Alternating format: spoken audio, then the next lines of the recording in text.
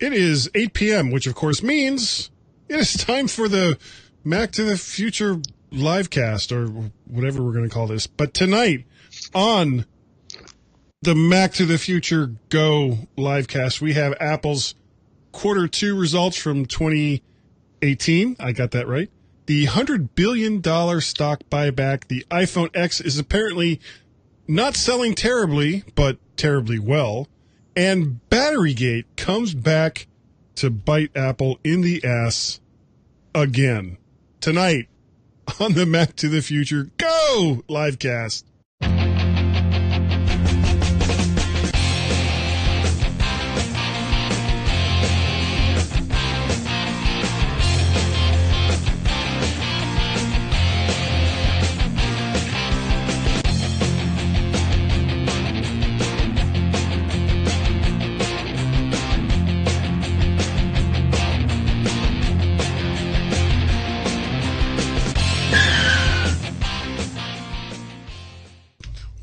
Stupid. Wouldn't bring up my camera. I don't know. You know, when you're trying to do so much with just one computer, it can be difficult. You know, it doesn't always work the way you want it to. Though I do have to say that since I got the iMac, that a lot of the technical glitches that I was having early on in the Mac to the Future show history have pretty much disappeared. Would you agree with that, Mr. Warren Sklar?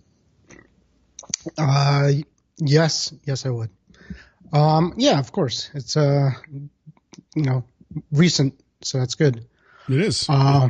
It is. Now you're just playing with software on it, which is a good thing too. Yeah, I had. Now I was talking to Warren about this before we got started. Now I do the My Mac podcast with Gaz, and for the last 2 weeks I have recorded. Basically, instead of using Ecamm Live, which is what we're using here, I'm using this other software package called OBS. And good evening, Frank. Hey, Frank.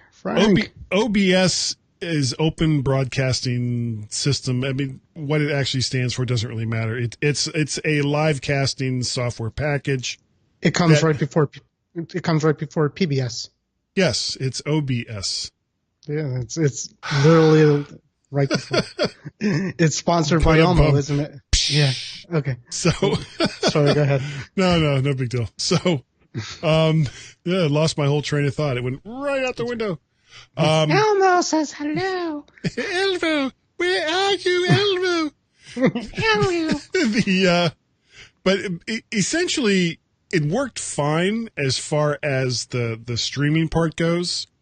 But then when I went, because I was also recording it here locally on the computer through OBS, but when I went to play that video back, it was like the week one, all I got was our My Mac logo that fills the whole screen before we start, kind of like what we do with the open graphic in Mac to the Future. Mm. And I couldn't even tell you what happened last week, but it was, again, completely unusable. So I'm sure there's something in OBS settings that I don't have correct for recording Is OBS video. Is it free or? Totally free. Yeah. So your chances of getting any tech support, right? Yeah, okay. Not happening. Yeah. So you get what you pay for. There you go. Mm-hmm. So yeah. Well, I mean, you posted that out there, and 18 hours went by and nobody commented. I'm like, yeah, nobody knows anything of what you're talking about. So. Yeah, I wish they did, because I could use some help. But it doesn't. You know, I will find other methods and means to. There's got to be. Do you belong to like a podcasting Facebook group? Is there such a thing out there? Oh yeah. There's like, oh my God, I belong to like 3 different podcast groups here in Facebook. Okay. I actually belong to less Mac groups than I do podcast groups here on Facebook. And I don't remember signing up for them all. I think some of them may be one of those, oh, well, Guy's a podcaster. Well, let's just toss him here into the mix as well, as many groups like to do. But we don't do that here in Mac to the Future. We keep it on the up and up, on the down low. We do. Gang signs. Yeah. We're like a club, but publicly on Facebook where everybody could see it and join if you want. Yeah. So we're like a secret club that probably is not a secret. No, So, it's not a secret. And yeah, we got 2,700. Yeah, I was going to say 2,600 members now. Well, the word is getting out. I'd like to think I had something to do with that. Yeah, we would probably have 3,500 members if I hadn't been saying stuff. Well, then shut up. Okay, well, I will. I'll just be quiet then. We're good at what we got. There's only a handful that's active for the most part, but I think everybody feels like they could participate. It's, sure.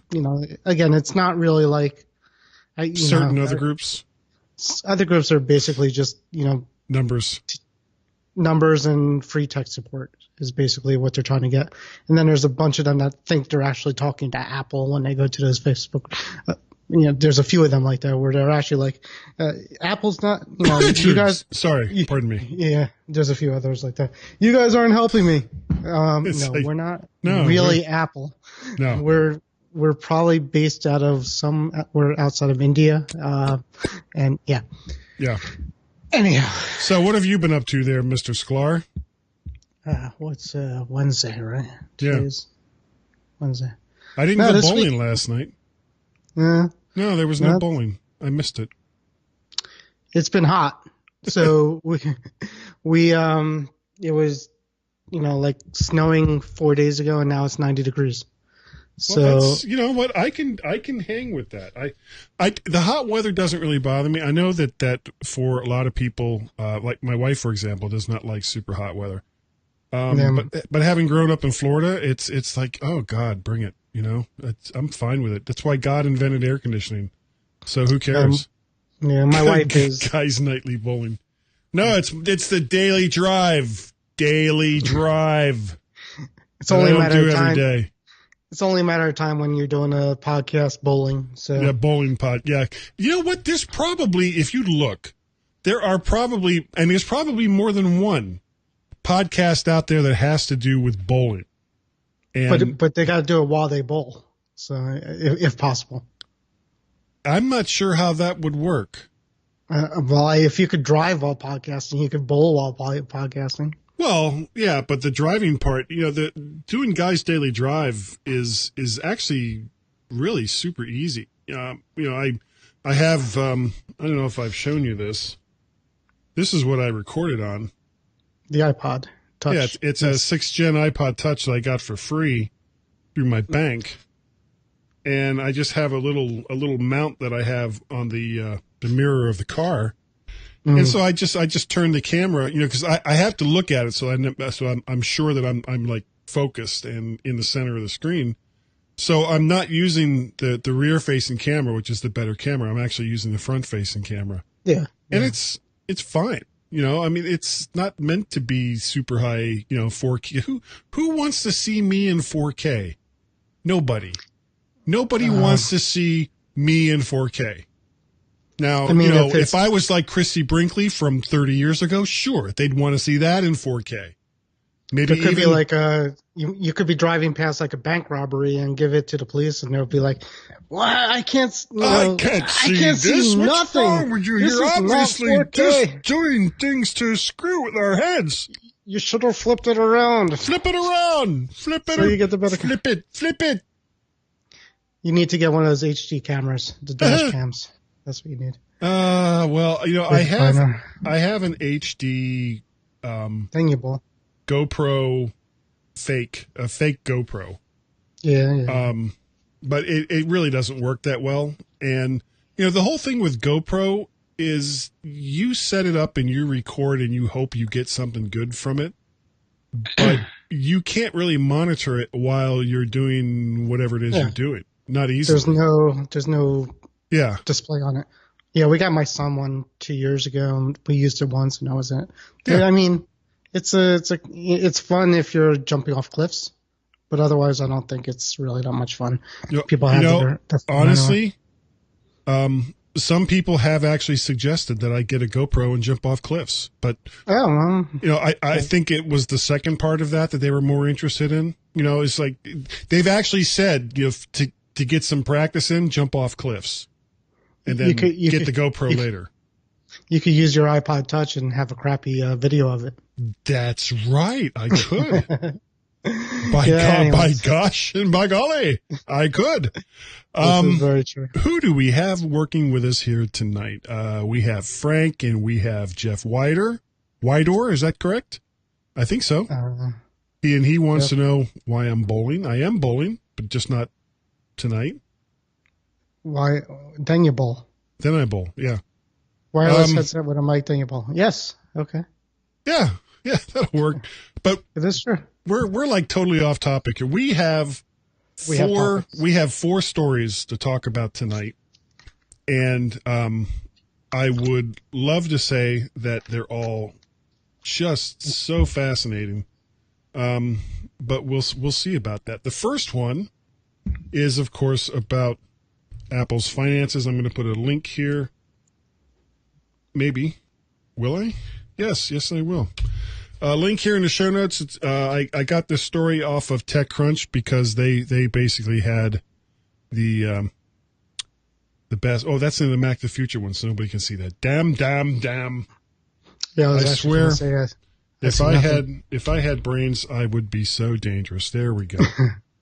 All right, so there's the link if you want to go over and check out. Yeah, analysts. Yep. Cannibals. Contrary to what all of the financial analysts said about terrible iPhone problems, Apple released their financial information for quarter 2 of the fiscal year of 2018, and to nearly no one's surprise, beat or matched nearly all of the guidance the company gave at the end of quarter 1. They also beat and matched nearly all of the guidance from analysts that don't have their heads up their asses. To give you some raw numbers, quarter 2 revenue was $61.1 billion. Apple had projected between $60 billion and $62 billion. It's an increase of 14% year over year. So this same time, quarter 2 of 2017, this is their results they had then. This is 14% more. Quarter 2 earnings was $2.73 a share, which is amazing. iPhone shipments, 52.2 million units sold. Now they don't break down how many phones they sold of each kind, but Tim Cook is on record as having said that from the moment, and he said this in quarter 1, from the moment that the iPhone 10 was released, it has been the number 1 selling phone for Apple since it was released, and in some parts of the world, it is the number 1 selling phone. Now, there are companies that sell more phones overall, but in the category of, Miss America iPhone, the iPhone 10, according to Tim Cook, has been the number 1 selling phone in the world. So, yeah, can't sell iPhones my ass, which is kind of the theme here tonight, and completely stole that from Phil Schiller. Greater China revenue is $13 billion, up 21% year over year. Gross margin estimate, and for those who don't know what that is, that's basically how much it takes to make something versus how much they sold it for. Between 38% and 38.5%. Quarter 3 revenue estimate is between 51 and 54 billion. They sold 9.1 million units of iPads. They didn't really break that down in the story that I saw, how that compared year over year. 4.1 million Macs, and quarter 2 services revenue, $9.2 billion, up 31% year over year. Now, the last time that we talked about Apple's results, we mentioned the fact that services is like the number 2 revenue earner for Apple. Apple used to be the company that made the Mac, and that was it. That was what they were. And now they're the iPhone company, and the Mac is now in like third place, fourth place as far as revenue goes? What do you think? A couple things. Well, just with the Mac, we'll start there. From what I heard, they made their profit was a little bit more, but very little bit more. I think they said it was the percentage was almost the same as it was last quarter or the equal quarter of the year before, but it was a profit, but it was very small in Macs. So that's one thing that kind of stood out to me. You know, the Mac lineup still is not perfect, and I think they know that, and they need to work on that. The iPhone thing was interesting. A couple things were a little bit strange. I listened to some of the call, and then I fell asleep on it, but it was horrible. But you know, yeah, Tim Cook isn't exactly that great presenter that the Jobs was. Jobs could keep you on the edge of your seat. And then I came back on, and it was some guy from like Germany, and I'm like, I don't know what's going on. So with the phone, I mean, he said in kind of strange terms with the iPhone XS. He kind of said, what do you say? Like it was the best selling phone for every week in the quarter. It didn't. There was something that almost made it seem like there was a secret message in there. Because everybody had to get out their little Annie, little orphan Annie decoder rings to figure out what Tim Cook was talking about. Because he could have just said the iPhone 10 was the best selling phone in that quarter, but he added something about the weeks. Well, it could be. There's something in there. And as far as the other things, he didn't really mention the HomePod pod, which people were, talking about. Yeah, that kind of falls under the other category. Well, there was others, but then they have a wearable category, which are going to be your Beats, your AirPods, and your watches. And he said those are doing really well. But he didn't really go into any other categories. So, iPhones are doing well. Macs are doing iPhones are doing the best. Yeah, iPhones are doing best. Wearables are doing really well. Services are doing very well. And then the rest, who knows? But they're doing fine. We talked about it before, and we kind of think that the analysts maybe really know what they're doing, and they really do. Their job is to kind of skew the stock a little bit and maybe make money off it. Because if they got people to lower the stock and then, people buy. They jump in, right. They buy right before and then the stock went up 5-6%. Maybe they're not dumb. Maybe they're. I never said they were dumb. Yeah. My whole thing is, if your job is to be a financial analyst and you're going to talk about these companies, but at the same time you're using your position as a financial analyst to gloom and doom some company that you're, selling short on their stock or getting ready to pounce with a large chunk of money when the stock drops a little bit because of what you're reporting, if that can be proven, that's illegal. The problem is you can't prove it.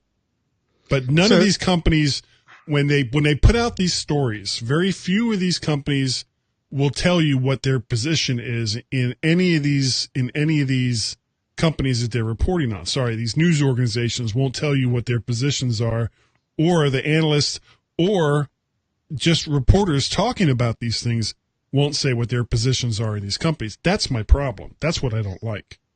See, here's the thing. You don't hear a lot of these analysts predicting beforehand that these companies are doing great and everything's going to be great. Because I think that is that doesn't dangerous. sell. It doesn't sell, but it's sort of like when the meteorologists predict like 3 feet of snow and you get like a dusting. Yeah. They rather err on the side of caution. Yeah, they rather not panic. People get people get more upset with these kind of people if they convince people to buy stock and then, they had a terrible quarter and these people started losing money on their stock.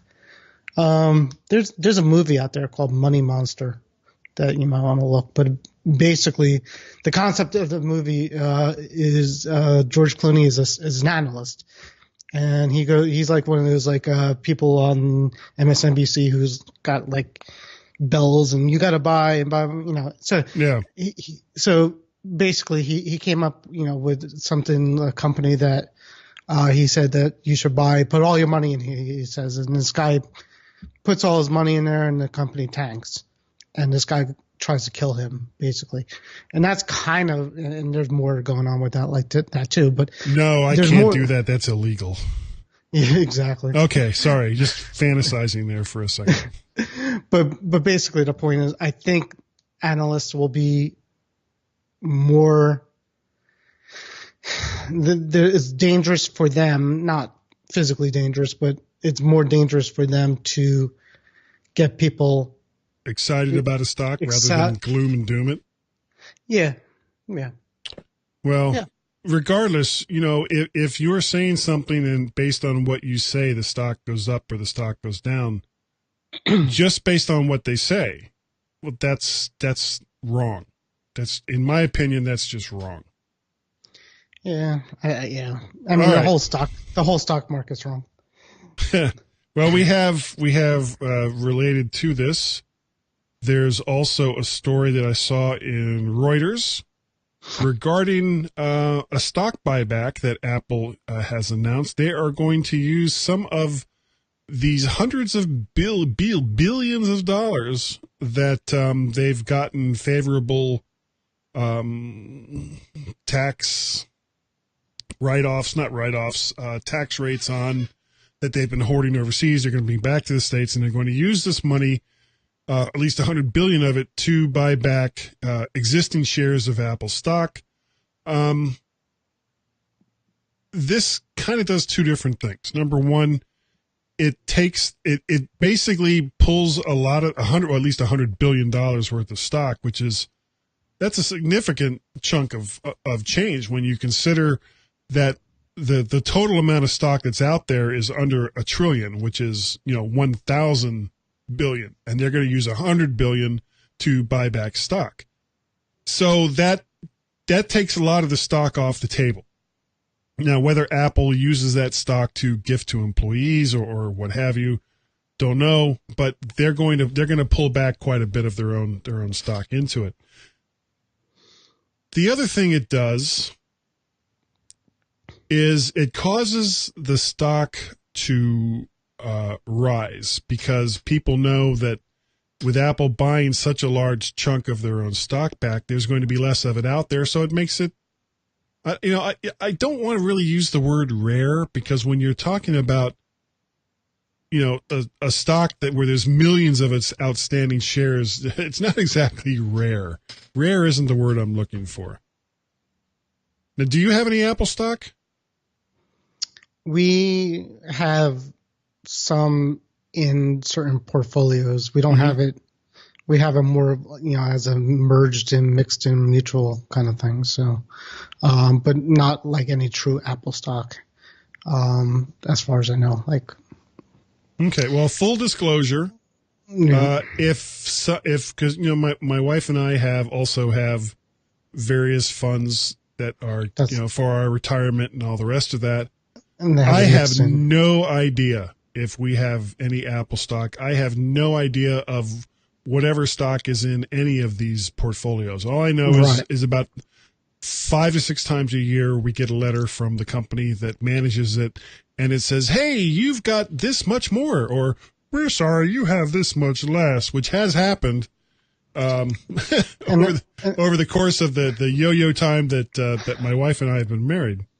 So, and that's what they do with these portfolios. It's so there's just so many pieces of it. It's diverse, meaning who knows what's in there. So, my wife, full disclosure, she works for BlackRock Financial, which is might be even the people who are doing your your stock. And she's not very bullish. I'm like, we should buy Bitcoin, we should buy Apple stock. She's like, no, you can't do it. It's because she sees it. She sees the stock going, the way it goes, and the only way to really do it the right way is to get these diversified stocks. Where if Apple tomorrow tanks or goes out of business, you're still protected. We still have money, somewhere. So, it's people learned a lot from the crashes and the short couple 10 years ago. So, well, yeah. The only way to really make a lot of money on a stock is to be able to buy a lot of it, and then you hang on to it for a long time. Yeah. For the billionaires and the billionaires out there that they don't dabble in the stock market; they are the stock market. This is pretty much what they do. They buy into companies in a big way to try to manipulate that company to make it more valuable, and then they'll turn around Carl Icahn was that's what Frank was talking about earlier. And there's many of these these guys that do this. Adam, yeah. I mean, and the problem is there's within the last 10 years, day traders were coming into the scene, and day traders do the opposite. Day traders basically buy stock, sell stock, buy stock. I mean, it's so easy just several to go on times your computer a day. now. Yeah, the same stock, different. I mean, it's just easy to do it. So that makes that makes trends a lot more difficult. It does. I don't really fully understand the stock market, to be honest with you. I don't understand how it goes up and down. Well, it's all smoke and mirrors. You've got, for each share of stock, depending on what kind of share that it is, people are gambling that share is going to go up or it's going to go down based on the financial success or failure of whatever company that stock is part of. And prior to probably the 60s and 70s, stock prices didn't really move that much. You would buy into GM, or you would buy into IBM, or you would buy into some large company, and then you would hang on to that for 20 or 30 years, knowing that at the end of that time period, whatever you paid for that stock was, and when you sell it, was going to be more than what you paid for it. Right. And people don't seem to have that kind of patience anymore. They want to see quick and dirty results, and it's led to some excesses. And companies do fail, and that's the other problem too. So, it's better off without me, is what I'm saying. Well, we're going to take a little break here, and when we come back, we're going to talk about the iPhone 10 and how well it sold or didn't sell.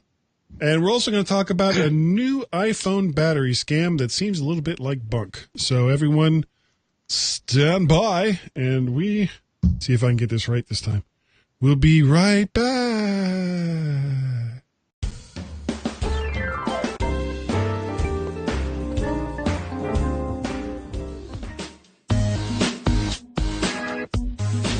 Everybody, please stand by to stand by.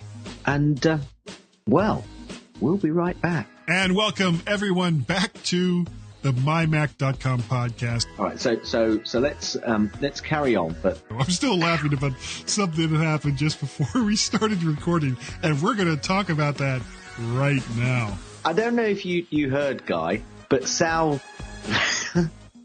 going. Did you know that? Yeah, I heard that. He's leaving Apple. It's a tragedy for everybody.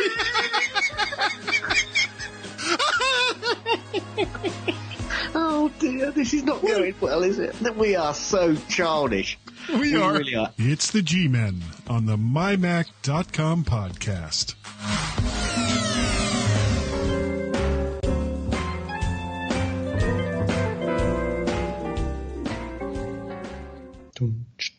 Okay, we are back. One of the things that was an ongoing obsession with me related to all of this stuff was all of the analysts talking about how terrible the numbers were going to be when they were announced on the iPhone 10, being that this was the most expensive iPhone that Apple has ever created. It basically single-handedly took the average selling price of the iPhone from like $650 to $750 a unit. Yeah. So it was quite a significant jump. So while probably disappointing to all the pundits who claimed that the iPhone 10 wasn't selling well, it turns out it was Apple's #1 seller for the entire quarter and the most popular cell phone in China. This is a story from Slate.com. Tim Cook was quoted as saying the iPhone 10 is a beloved product. This is what he said in response to one of the investors on the call. I think that it's one of those things where, like, when a team wins the Super Bowl, maybe you want them to win by a few more points, but it's a Super Bowl winner. That's how we feel about it.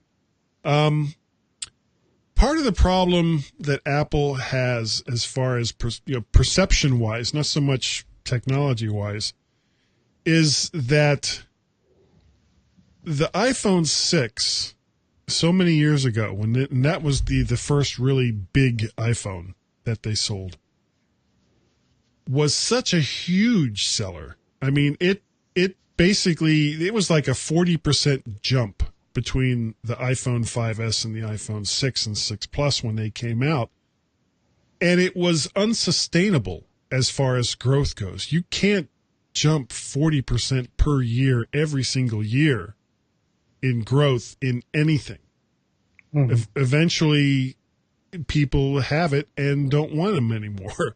So, but I think that the iPhone 6 brought a lot of people in to the Apple ecosystem that hadn't considered an iPhone before.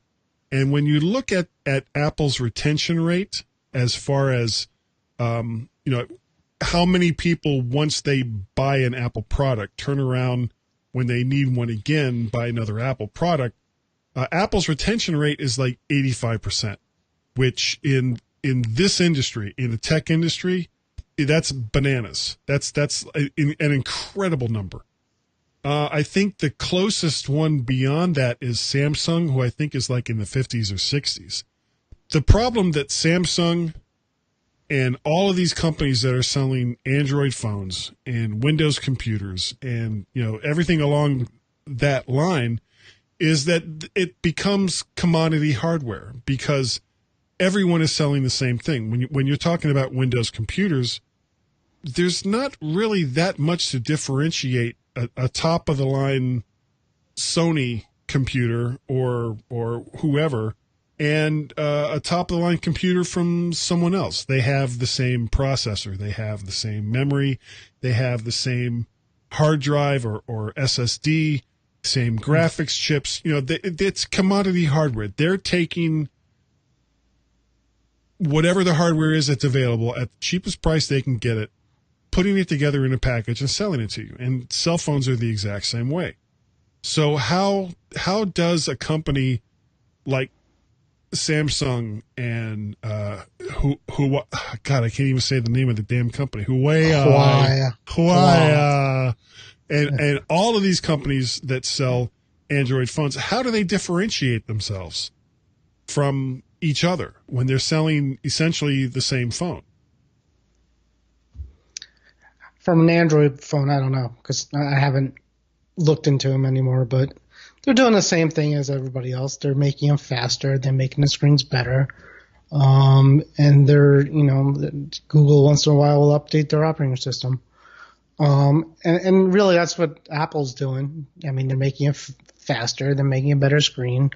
And, that's, what else can you do? Like you said, there's nothing. It's commodity hardware. So they do, essentially they do the only thing that they can do, Warren, and that's they screw with the operating system. They throw in their own little tweaks to Android or to Windows or to whatever commodity it is that they're selling, because they don't own the operating system. All they can do is put out a phone that'll have some design tweaks as far as the hardware goes and the outer shell goes, and some design tweaks to the software to make themselves look different from every other Windows computer or Android phone. And they hope something's going to stick. Right, a shotgun approach. So Amazon did this with the Fire tablets. They put their skin on there. It's basically Android, but it's kind of locked down to the Fire operating system. And their ecosystem. Android, and their ecosystem. Yeah, the Amazon store. They're the only non-Apple tablet still relevant. So they're, they did something right. Of course, they basically give away the tablets. They're very cheap, but that's what Samsung's trying to do. They're trying to come up with something that's going to stick. And I think they came out with their Bixby. Is that what it was? They came out with their voice assistant called Bixby. Yeah, well, they have that. They bought that Tizen operating system. Yeah, they didn't the use mobile, it and they've done absolutely nothing with it. I think they've used it for some embedded stuff that they've built. Bixby is a Siri thing. It's a voice. It's their voice assistant, and I don't think it's doing so great either. But you know what? It's not doing well because OK Google works fairly well for a voice assistant, so it's not needed. So they're trying to find something that the base operating system doesn't have that will take off. And I don't think they actually found a killer app or thing for it. No, well, you have to remember the thing that sells Android, the Android Kindle and Fire units is the content that Amazon has access to that they can funnel into the Kindle tablets and the Fire tablets, and it's running a version. It's a forked version of Android, but it's for the people that have already bought into Amazon's ecosystem through Prime or whatever. It's a really, really cheap way to be able to look at all the stuff that Amazon makes available to Prime subscriber members, and with which I'm one. So because they won't make that same stuff available in their application on the iPad, and I don't see why they would. But no other company out there except for Amazon. So Amazon, Google, and Apple have content. Yes. That they can offer. My Amazon's talking. Samsung. What do you want? What can I do for you, Warren? I have like a whole shelf full of speakers. So they don't have content. So these phones, again, all these phones could do is be cheaper than the competition, be fast, and a nice screen. And that's all they're going to do. And that's what they're going to keep on doing until something sticks. And Apple, Apple's doing sort of the same thing. So, but their operating system's better. Different. Yeah, it's better. And they control the whole widget. They have both the hardware and the software.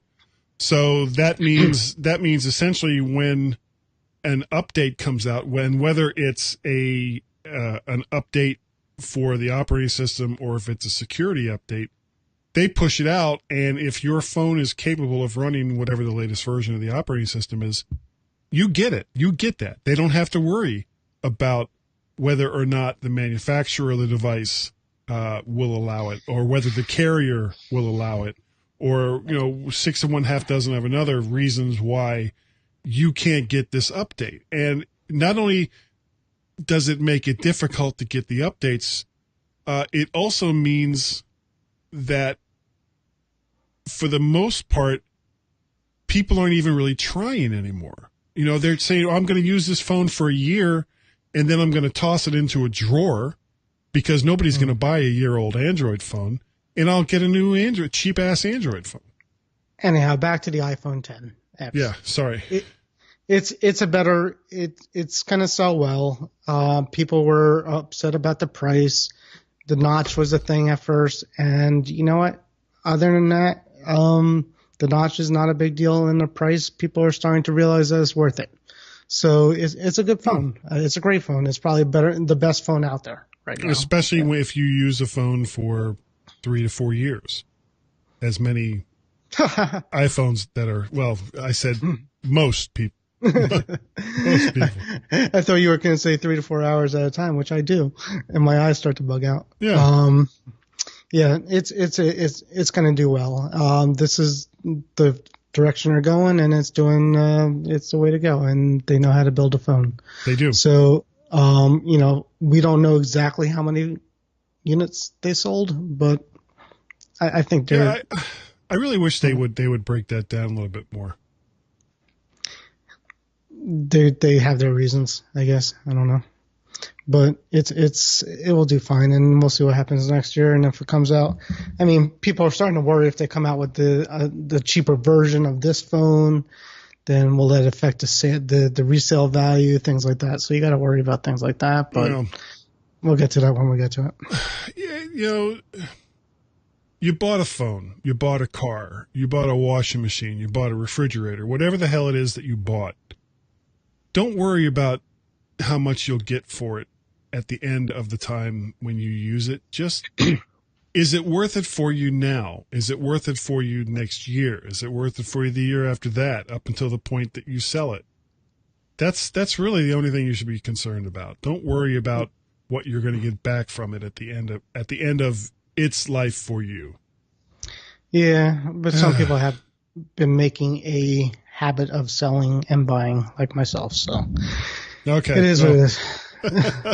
Well, we got one more story. I'm going to throw this link up here. I picked this up from PCMag.com.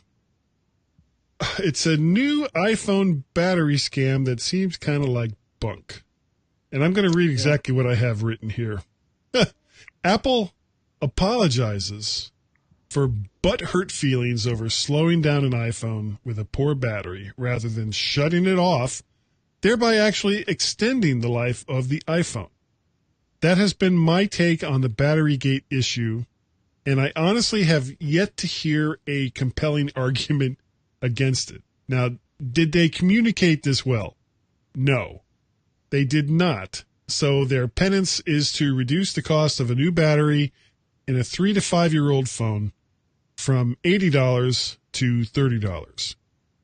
However, as they have stated, they won't do battery replacements on phones with other kinds of damage unless the other damage is taken care of first.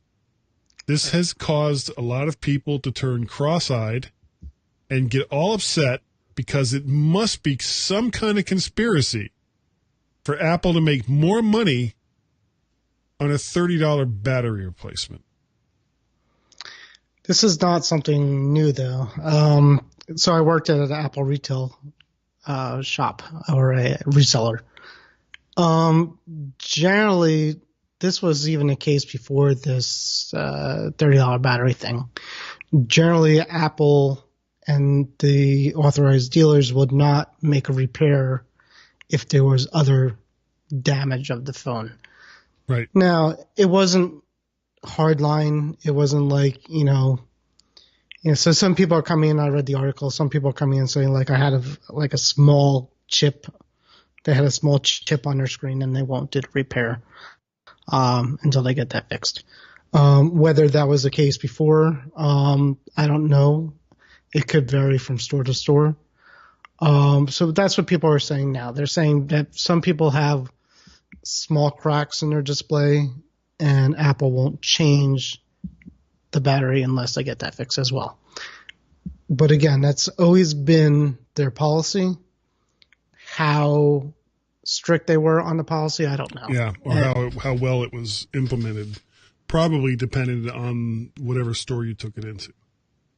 Yeah, so Adams asked, was it superficial damage? And yeah, if it's superficial and if there's like a little crack or if there's a chip on the top, Apple has a policy to refuse fixing another problem of that device until that part is fixed. But again, it wasn't that strict, and I'm sure they're trying to come up with excuses a little bit to not put a $30 battery in the phone, probably because they're working 24 hours a day doing it, and they're probably running out of batteries. So they're probably just slowing people down a little bit. But it is what it is. It's policy. Yeah. So deal with it. So that's all we have for tonight. I got some big news about Macstock. Big news. I know, big news. Now, if you don't already have your tickets to Macstock, you've already missed out on the early bird special, which got the price down to like $169. Currently, it's with the early bird special, which I think is going to end very, very quickly, and a $10 discount code, you could get it down to $189. However, Mike Potter, who Macstock, what's that? You're so funny, Frank. Mike Potter has told me about a new coupon code that he's just implemented. And not only is this like the biggest and deepest discount that I have ever seen on tickets to Macstock in the 3 years that I've been going to this conference, it will essentially get the price down to that super early special price that they had before. This is a $70 off code. So the normal price is $249. $70 code gets it down to $179. I mean, that's just crazy. But the really cool part, Mike is being generous with this, and he has told me that for both myself and Tim Robertson, however many people use this code, he will contribute, and this goes to both of us. We don't each get $25, but he's going to contribute $25 toward our travel expenses for Macstock. So we would like split that or what have you. But all that aside, now I've been talking about the Macstock conference and expo now for weeks, because this is like a fantastic show. If you live anywhere near Chicago, you really need to check it out. It's in Woodstock, Illinois. It's going to be on July 21st and 22nd of this year in Woodstock, Illinois, at the McHenry County College campus in Crystal Lake, Illinois. The conference center is just gorgeous and has great sound. Some of the speakers is also going to include Dr. Mac Bob Levitas, who's giving the keynote. Tim Robertson from My Mac, who I've already mentioned, and myself will be doing the My Mac game show quiz, which we had a blast with last year, and it's going to be even crazier this year. Allison Sheridan from the NosillaCast podcast, Wally Chewinski, and so many, many others are going to be there. And this isn't going to be a conference where you can see people on stage and then, if you have your VIP pass, you can, maybe get a little bit of time with them. Every single person that's a speaker there, you can just walk right up to, assuming that they're not actually on stage at that particular time, and talk to them and, get information and just have a great time. This is a fantastic show, and I would highly recommend anyone who's interested in knowing what it was like to have that sense of community for the Mac when the Mac World Expo was open to check this show out. So the code that I was talking about, if you basically just type in MyMac, MYMAC, on checkout, you will get $70 off the weekend price for this show. So check that out. It's going to be a good time. I'm sure I'll be talking about this all the way through to July in all the various shows that I'm on. Warren, how can people get a hold of you other than on Facebook, or is that it? Come to my door. Come on over. Hey, I heard you on the internet. Yeah, I like the internet. I heard you on the internet. Facebook is good. And come join the group if you're not part of the group. It's a good group. It really is. It's a good group. Yeah, we keep it fun, more or less. And most people have a pretty good sense of humor about it. Yeah. It doesn't always work out that way, but okay. If you'd like to get a hold of me, you can get a hold of me, guy@mttfgo.com or guy@mymac.com, probably. You can also reach me on the Twitters. My handle there is MacParrot.